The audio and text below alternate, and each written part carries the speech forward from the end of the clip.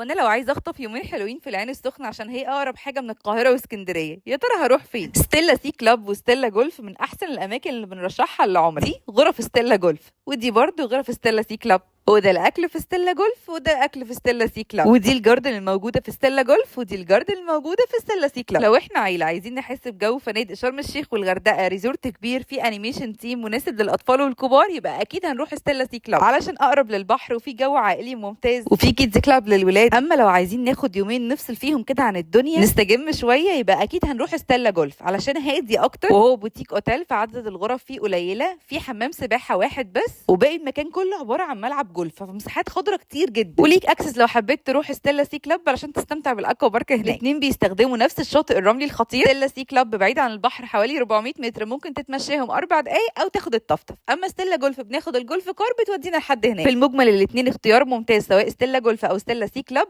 احفظ الفيديو وشير مع اصحابك اللي هتروح معاهم الاجازه الجايه.